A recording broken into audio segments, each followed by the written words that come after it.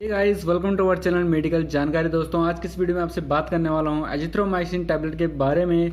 तो जानेंगे इसके स्पेशल यूज यानी जो इम्पोर्टेंट बेनिफिट्स हैं जो आपको पता होने चाहिए। तो दोस्तों, देखते रहिए इस पूरी वीडियो को अगर आप इस टैबलेट के बारे में पूरी जानकारी चाहते हैं। तो दोस्तों, अगर अभी तक आपने हमारा चैनल सब्सक्राइब नहीं किया है तो जल्दी से सब्सक्राइब भी कर लीजिए और सब्सक्राइब के साथ बेल आइकन को भी जरूर प्रेस करें। और आप मुझे फॉलो ट्विटर पे भी फॉलो कर सकते हैं और कुछ क्वेश्चनिंग वगैरह के लिए आप मुझे मैसेज वगैरह फेसबुक पेज से कर सकते हैं। तो बेसिकली बात करते हैं एजिथ्रोमाइसिन टैबलेट के बारे में। तो ये दो कंटेंट में आती है आपकी 500 mg एंड 250 mg। तो ये आपको अलग अलग कंपनी की मिल जाती है। ये है मेरे पास बेसिकली सिप्ला की, जो एक जेनेरिक मेडिसिन है, और ये आती है आपकी एच शेड्यूल की ड्रग्स आती है और 67 MRP में आती है। और जो इसका कॉम्बो है वो 3 टैबलेट का आता है। एक स्टेप में 3 टैबलेट इसमें आती है। आपको अलग अलग कंपनी की अलग अलग मिल जाती है। जैसे आपका माइक्रो हो गया, कैडला वगैरह का भी कई कंपनियों को एथिकल ब्रांड में भी मिल जाते हैं।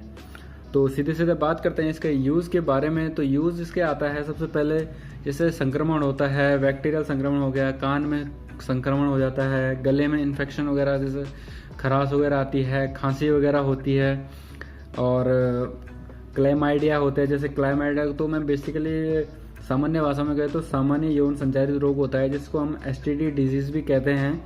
तो ये फीमेल में बेसिकली क्राइविक्स और रेक्टम और गले में ये होता है, और मेल में जैसे लिंग के अंदर से हो सकता है, रेक्टम में हो सकता है और गले में इन्फेक्शन हो सकता है। त्वचा के संक्रमण में यूज़ आता है, जिसके टॉन्सिल वगैरह फूल जाते हैं और गले में इन्फेक्शन हो जाता है। साइनस की प्रॉब्लम होती है, किसी को निमोनिया जैसे हो जाता है तो उसमें काम करता है।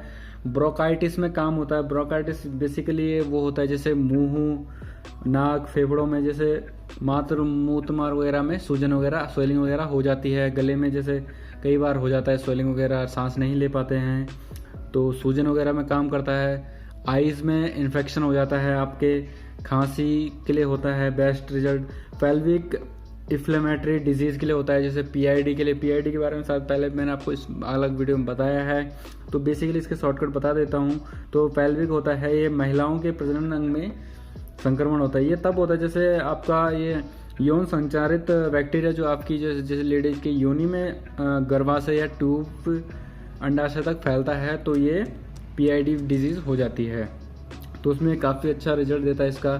सर्विटाइटिस में होता है, जैसे सर्विटाइटिस ये होता है जैसे गर्भाशय या ग्रीवा में सूजन वगैरह आ जाती है, और जैसे आप पिक्स में देख पा रहे होंगे। यूरेथ्राइटिस में होता है, जैसे यूरिन वगैरह की जैसे मूत्र मार्ग वाली नली होती है जो जिससे टॉयलेट वगैरह आउट होता है, पास आउट होता है, तो उसमें सूजन जलन वगैरह होनी शुरू हो जाती है, तो उसमें अच्छा काम करता है। चेहरे में स्वेलिंग वगैरह होती है, गर्भाशय से जैसे वाइट पानी की शिकायत रहती है किसी को, तो आप इसका यूज़ करवा सकते हैं। और COPD, जैसे COPD में यूज़ हो सकता है। जैसे COPD का मतलब हुआ जैसे क्रॉनिक ऑब्स्ट्रक्टिव पल्मोनरी डिजीज़। तो ये जैसे फेफड़ों वगैरह में हो गया, आपका सांस लेने में तकलीफ वगैरह हो जाती है, और जैसे किसी को सांस नहीं आ रही है, खांसी खराश वगैरह हो जाती है, तो उसमें इसका बहुत अच्छा रिजल्ट है। लेकिन आप इसका यूज़ करने से पहले अपने डॉक्टर से ज़रूर कंसल्ट कर लीजिएगा, और ये OTC के अंतर्गत आती है, और डॉक्टर के परामर्श के बिना इसका यूज़ मत करिएगा, क्योंकि आपको ये साइड इफ़ेक्ट देखने को मिल सकते हैं। तो साइड इफ़ेक्ट की बात करते हैं, मितली वगैरह हो सकती है, दर्द दस्त वगैरह हो सकते हैं, पेट में स्वेलिंग हो सकती है, सिर दर्द हो सकता है, पेट दर्द हो सकता है, चकत्ते वगैरह हो सकती है, और योनि वगैरह में सूजन हो सकती है, कब्ज वगैरह हो सकती है, चक्कर आ सकते हैं, सुस्ती वगैरह हो सकती है, यहाँ तक कि जॉइंटिस की भी हो सकती है दिक्कतें, और लीवर वगैरह में स्वेलिंग आ सकती है, और आदि। अगर आपको ऐसी दिक्कतें होती है तो अपने डॉक्टर से ज़रूर कंसल्ट करिएगा। तो जो सीधे सीधे बात करते हैं डोज की, तो डोज की ये बात करते हैं। एडल्ट में आती है इसकी 500 mg, आप इसको पर डे 3 दिन तक यूज़ करवाइएगा। और जैसे आपका जैसे किसी का यूरिन इन्फेक्शन रहता है, जनन मूत्रमार्ग संक्रमण रहता है, तो 1 ग्राम केवल एक डोज में ही इसकी एक डोज देनी है। बाकी अपने फिजिशियन वगैरह से संपर्क कर लीजिएगा, क्योंकि अलग अलग डिजीज़ में अलग अलग डोज पाई जाती है।